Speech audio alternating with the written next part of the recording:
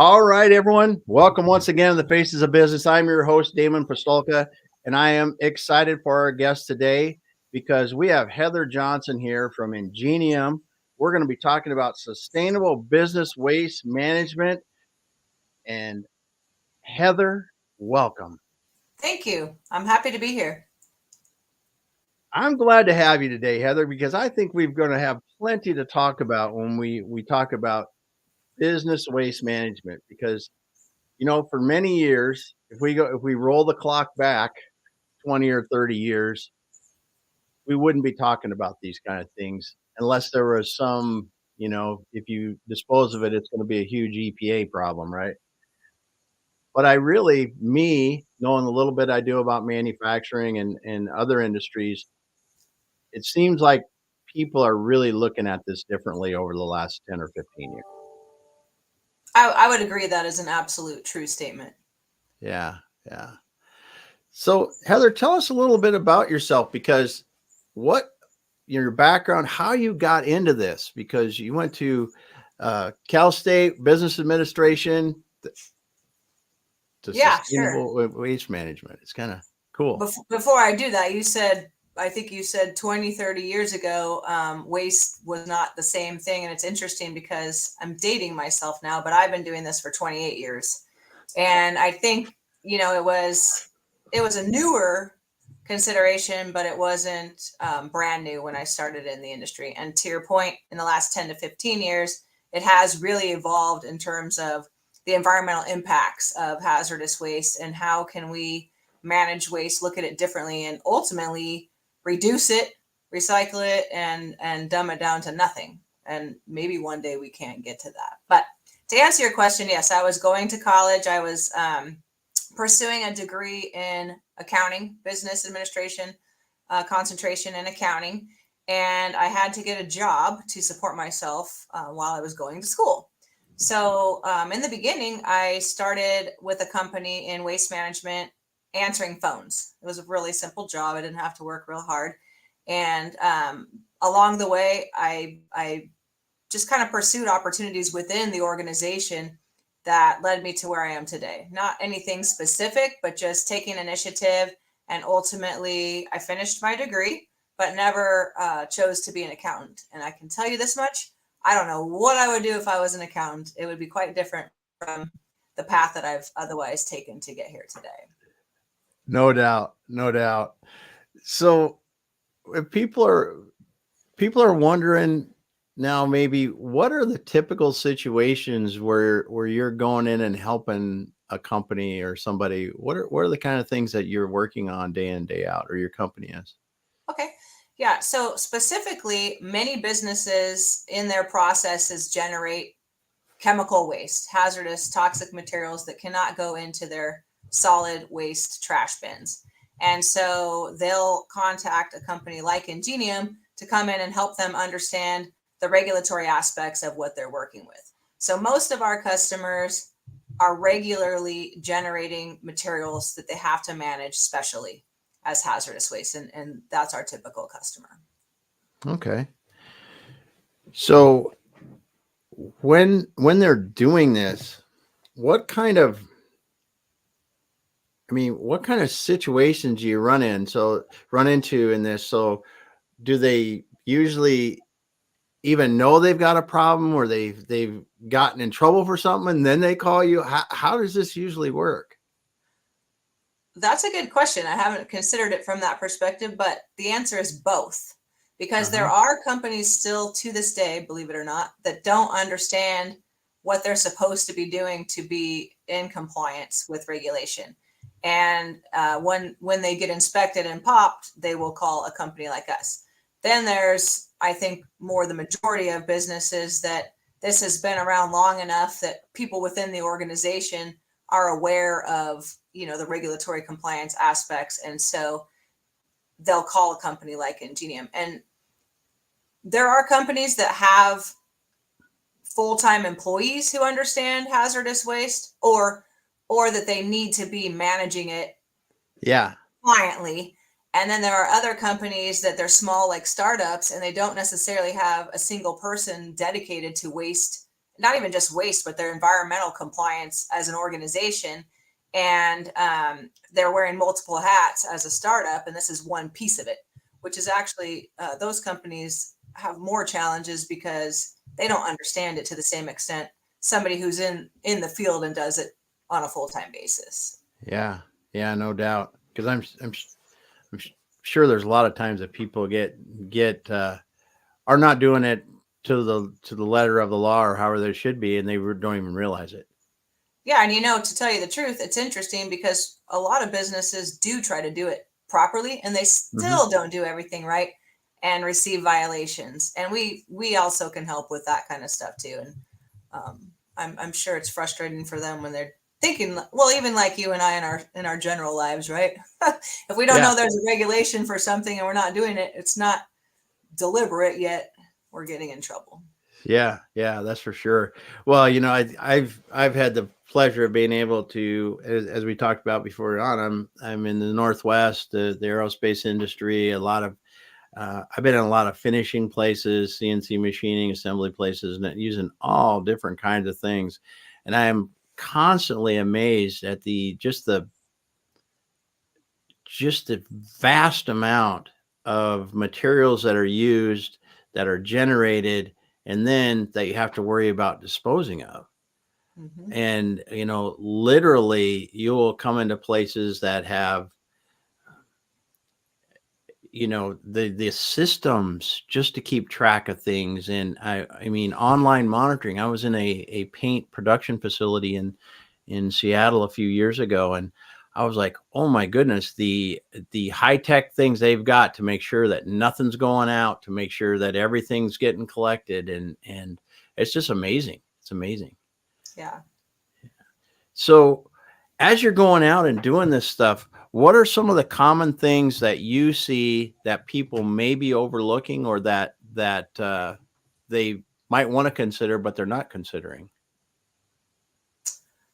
I think what's most current and not as current as it once was is the opportunity to recycle hazardous waste. So a lot of Ooh, businesses have these waste reduction initiatives or zero waste initiatives, and they're looking at their office space, what's going into their general trash. They're looking at their food waste and what might be composted, to help meet their numbers. And hazardous waste also has a lot of opportunity more now than it ever did for better technologies to treat material, or in some instances, more now than ever, reusing a chemical before it becomes a waste. So, from a compliance standpoint, once you call something waste, you have to manage it as waste. But if you wait to call it a waste and make sure there's no better use for it or continued use of it, then you're not bound by the regulatory ooh, management of a material. So I think a lot of people don't necessarily know that, and helping them understand and ask the questions, can anyone else use this? It may no longer be needed in my processes. So what is it? One man's junk is another man's treasure. There is yeah, that possibility with hazardous materials that a company may no longer have a need for. yeah. That's a great point. That's a great point. And Yvonne brings up a good thing. Thanks for the question, Yvonne. How about inhaling the chemicals too? Yeah, that is a common thing in a lot of places, and something we all they you run into a lot. You have to worry about the vapors. That's for sure. And there's a bunch of compliance surrounding that Oh, to protect employees more now than ever. And that shocks yes. me when businesses still expect their employees to operate in a less than safe environment. Hmm. Mhm. Yeah, yeah. Yes, they should not be. That's for sure. So, as you've been in this a little while, and you're going out now, what are some of the things that you see that's happening now that didn't happen 10 years ago that really is encouraging about improving the way that we either reduce, reuse, recycle, whatever? It's becoming more of a corporate initiative than it ever was. When we first started pushing sustainability, this was back in maybe '08. The thought of recycling, maybe not recycling because that's been a buzzword for a while, but sustainability itself, that's now a buzzword, was not even consideration Mhm. when it came to waste.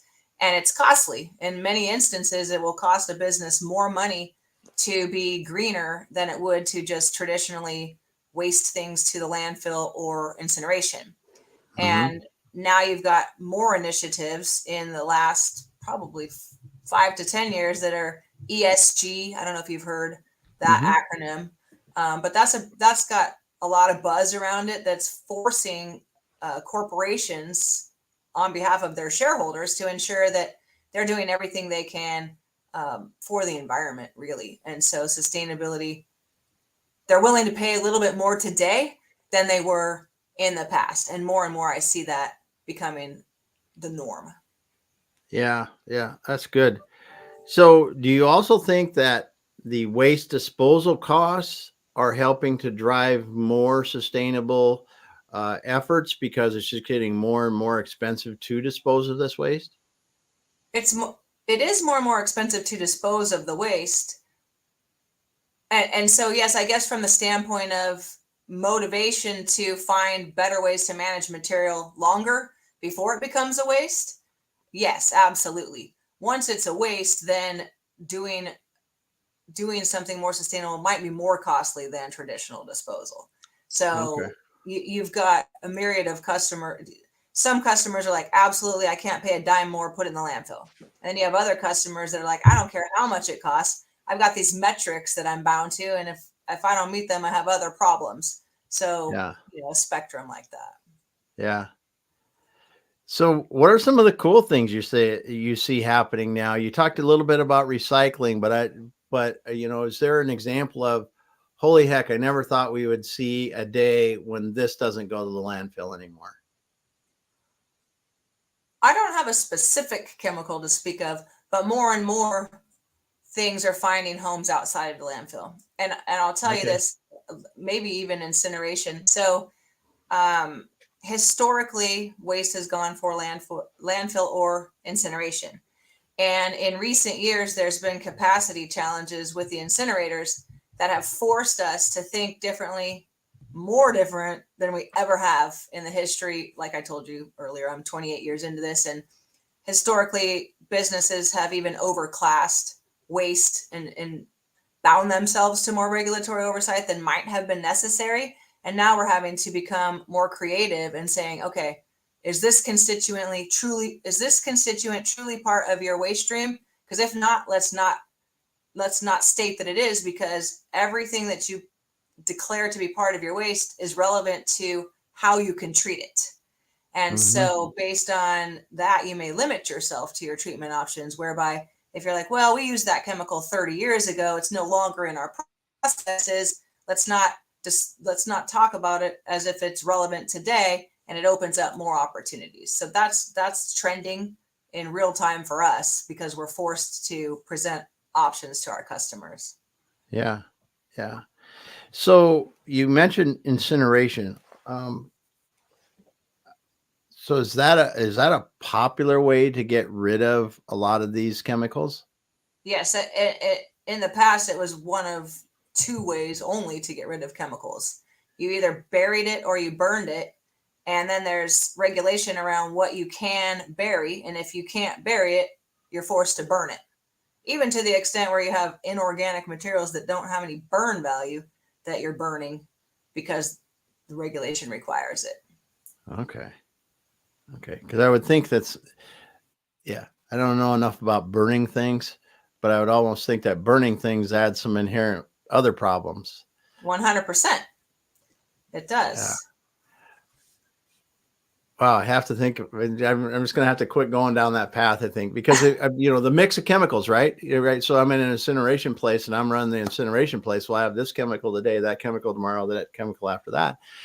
How do I make sure that the what's going out the stack, because its heat's got to go somewhere, is not the wrong thing because of the differences in the things that are going through? It's got to be a challenge for I them. imagine, I've never worked at an incinerator. I do know that they have waste acceptance protocol, and Oh yeah. they have to be to the book too on what they do to ensure the best outcome for the people Oh and the yeah. environment.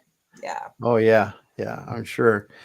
So what are the industries where you go, okay, this is typically where we would get called into. I know we talked about manufacturing or something like that, but what are they typically doing where you're going to need to be, or you're most beneficial? So we do a lot of work in the pharmaceutical research and development space, biotech. Hmm. They're using lots of different chemicals in their science, and we come in on the back end and take that material out when they no longer have a use for it or it expires. In a lot of instances, chemicals have expiration dates that bigger companies, their quality control prevent them from continuing to use them. One good thing that Ingenium has done is we've found a way to repurpose some of those chemicals, meaning continuing the life of them before making them Hmm. waste for the pharmaceutical and biotech space, because they may find that, something that they're using in their research doesn't work for them, but it's really good chemical that we can otherwise rehome and someone else can take advantage of the use of it. That's beneficial to both parties because to buy new chemicals is also costly, and then to Hmm. waste them is also costly. So it helps out there as well. Yeah. Yeah. So you talked about companies are, they have the metrics now. They need to be more sustainable. They're trying to go to zero waste. What are some of the innovative things that you see these companies doing to go, okay, we're going to take this two steps farther to really make sure we're not just getting close, we're really going all the way? There's a couple things that businesses are doing today. One of them is they're pushing back on their suppliers Mm. upstream on things, even like packaging. So if they're buying things that are coming in a bunch of packaging, okay, what kind of materials are we receiving in terms of packaging that can be changed so that it's not wasted? Making sure that their suppliers are using materials that can be recycled or even returned and reused. That one's a little bit more challenging, but pushing back upstream to receive less potential waste that they become responsible for. And another thing I'm seeing is process reengineering. So finding ways to implement processes that change how the waste is generated, meaning if there's a chemical that is problematic downstream, maybe they can change their engineering to not have that end up in that waste stream. It can go into its own vessel, or Hmm. also using different chemicals that may be less toxic and still work within their processes. So a variety of things that they can do to affect change internally and reduce the amount of waste that comes out the back end. And that would be both hazardous and solid trash. Very cool. Very cool. I it is the first thing you said, I think, is something that's so common sense and practical, but has been overlooked for many, many years. It's just making sure that I'm not, don't overpackage your stuff coming to me. Let's make sure it's packaged appropriately, or even look at a bulk packaging option or something else to minimize or reduce that what's coming to us. Yeah.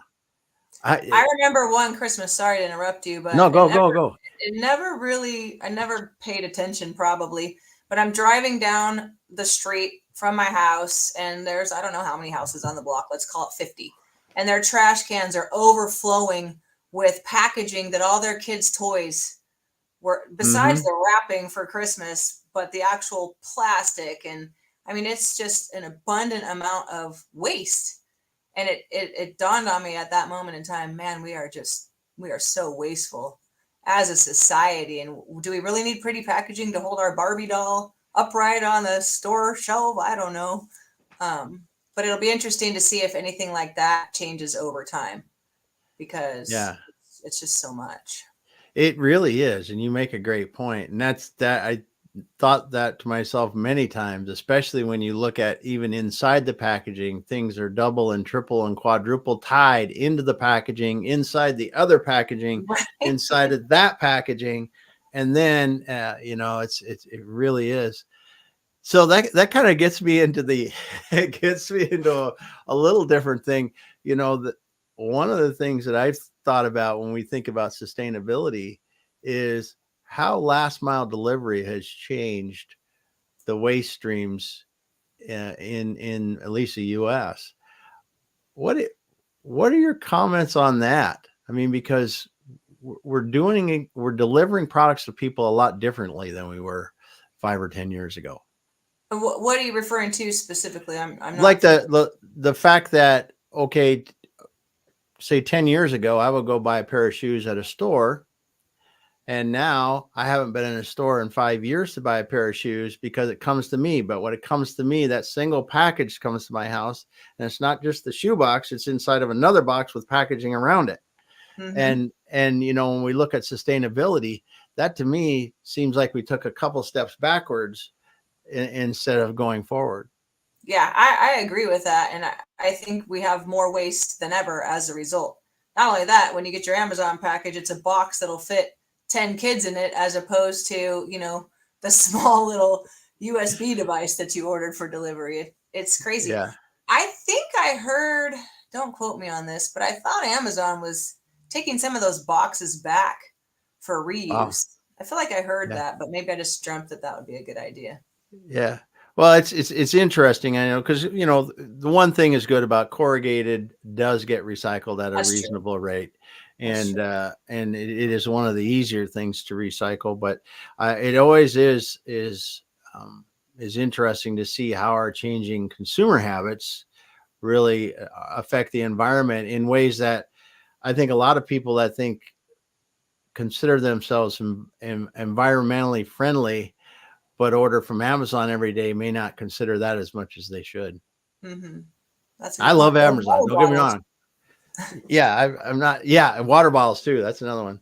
Yeah. I do have this, so that that I saves have me a one of lot of those water. too, but I know a lot of people that refuse to do that and buy, the bottles of water. Yeah, yeah, yeah. That's another great thing. And so the the different chemicals are you? I mean, we saw some of this, and like I said, it's been a number of years since I've actually been running a manufacturing company. Are you seeing that there's a lot more environmentally friendly materials that are being developed, or is it Uh, still limited? I think there's more than there used to be, but they're still limited. And Hmm. my experience is some of the more environmentally friendly chemicals don't perform the same Mm. for these businesses. And stuff, when it's outlawed, they have no choice. They can't use it anymore. But otherwise, just to try, I remember years ago in the laboratory, they use a lot of mercury thermometers. Hmm. And mercury is toxic, obviously. And anytime a thermometer would break, they would do what's called a spill cleanup, which is contain the mercury. And then they would have a mercury contaminated debris that had to go out as hazardous waste. And so different products came on the market that were more environmentally friendly because mercury is not. Hmm. But I remember hearing, but they don't work the same. So it's like you have to make a choice. Do you want the more environmentally friendly product that doesn't work as well, and I don't know what that means to their respective businesses, or the one that's highly toxic that costs you a lot for disposal when it breaks? And maybe forget the Hmm. disposal cost. If you care about the environment, perhaps you should be working more to not use that mercury. So it's a conundrum, I think, with a Yeah, lot of products. yeah, it really is. It really is. So, in your years of doing this, and if you can't say dope, but what's the wildest situation you've come into? Because I mean, I envision some pretty good doozies. I actually have a pretty good doozy that, let me see if I can sum it up easily. So, because we work with a lot of laboratories, imagine Hmm. just tons of think of a chemistry lab when you were in high school or college, just all the little different chemicals. So these labs are stock full of every type of chemical you can imagine for research. And there was the crazy mad scientist guy that worked for one of these labs for over 50 years. He died, and unbeknownst to the company he worked for, he had been slowly taking chemicals home from the lab over many, many, many years. So when he passed away and he was discovered in his home a week later or something, yeah, this is a gnarly story. Oh There wow. there was nowhere for this gentleman to sit in his house except one lazy boy chair. He had chemicals stacked floor to ceiling in his shower, in his kitchen sink. Like, it was just the crazy. And then he had radioactive materials. He had a Oh my. radioactive, like, it's called a scintillation counter. So he had not just the chemicals, but equipment. And we got the cleanup job. He had so much explosive material that we had to work with the local fire department to detonate this stuff out in the desert where it could be safely managed. Yeah, he had chemicals under his house. He had one of those mobile home, I guess you call it. Yeah. So under his house, and every time we thought we had gotten everything, they found more in the nooks and crannies. There was some little like outdoor storage thing. It was a crazy. His car was full everywhere but the driver's seat. Mm-hmm. Yeah. Well, that's hoarding at another level and another, wow. I said, where does this guy shower? And they said, well, Yeah. he must have gone to his work to shower. But Yeah. anyway, Yeah. that was a crazy job.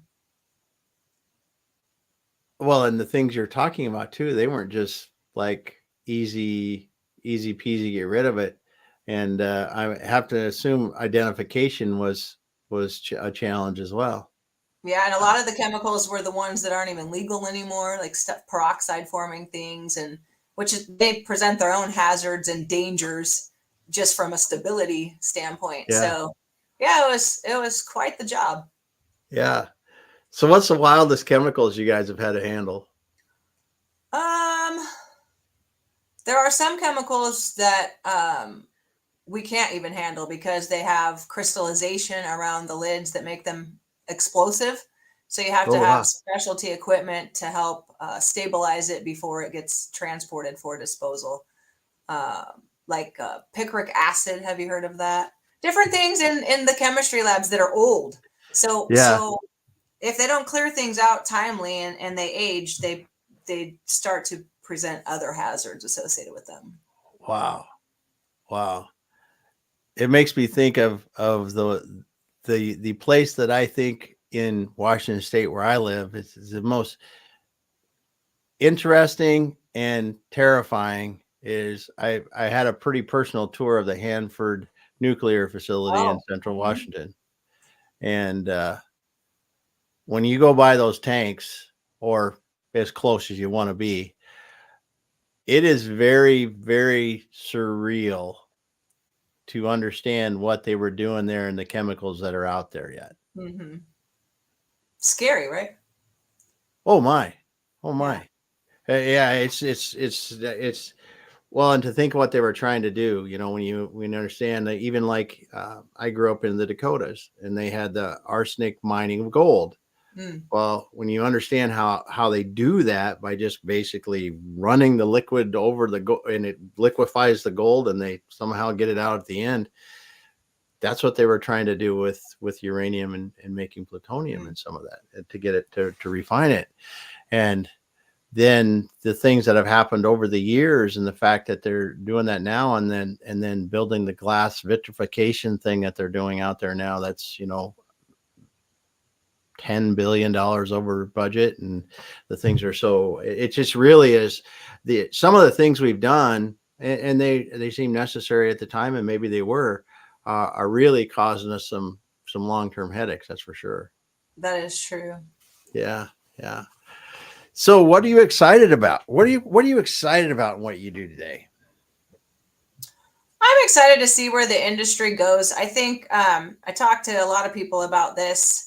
We're seeing a trend in the younger generations coming into the workforce who have an expectation of their employer to do things better than historically they've been done.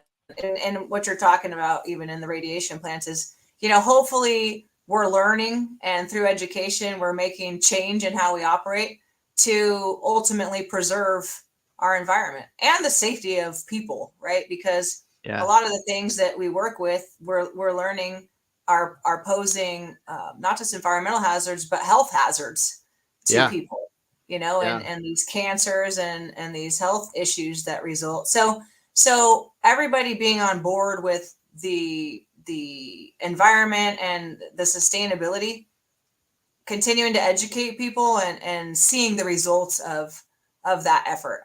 I mentioned earlier, we're seeing it more today than we were, but I think we still have a long way to go because of the cost of this stuff. Yeah. So it's a Yeah. movement, I guess. Yeah. And that is good. I think that's one of the great things as generations come along trying to do things better, and it'll only help us in those regards.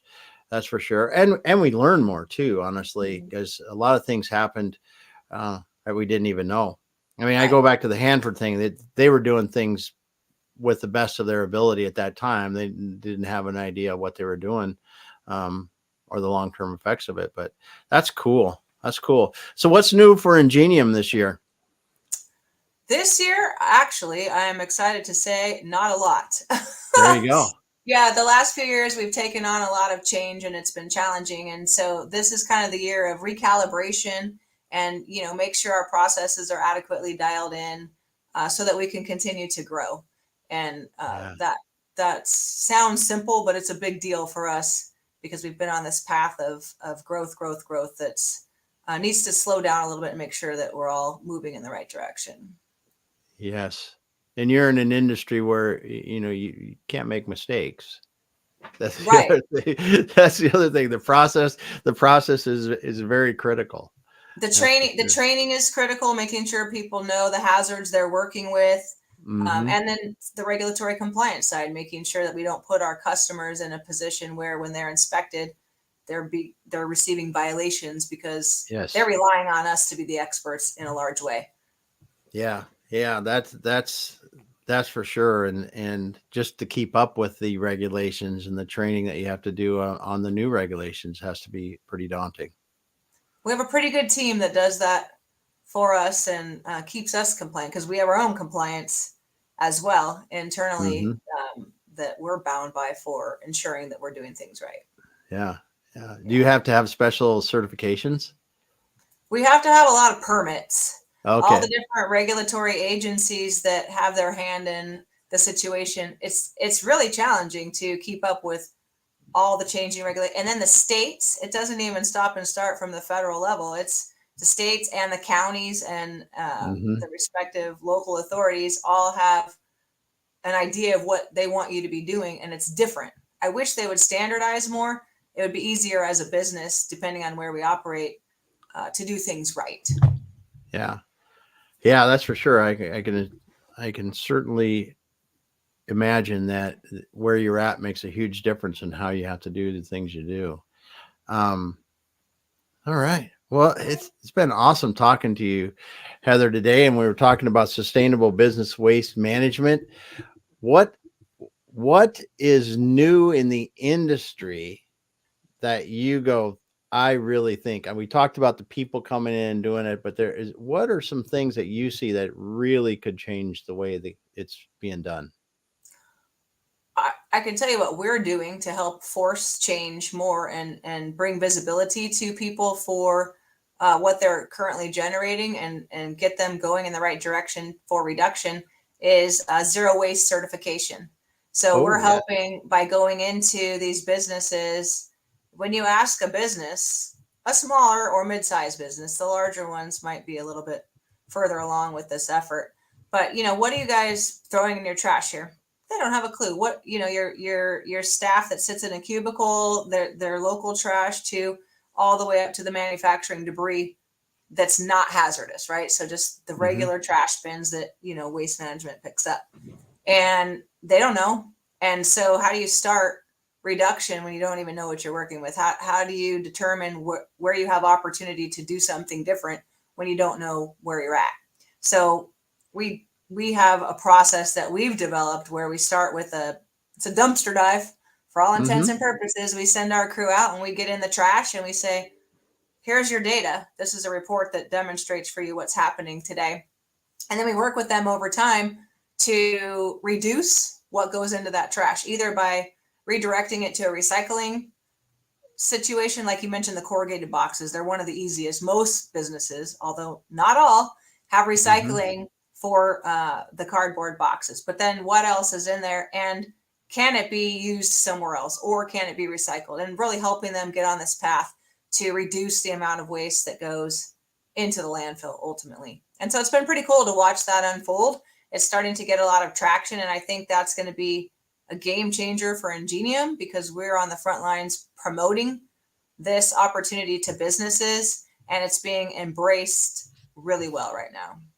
Nice. So the zero waste certification, that is super cool because there are a lot of opportunities, I'm sure, just by taking a look at what you're throwing out and, like you said, recycling or reusing somehow someplace else with almost any business.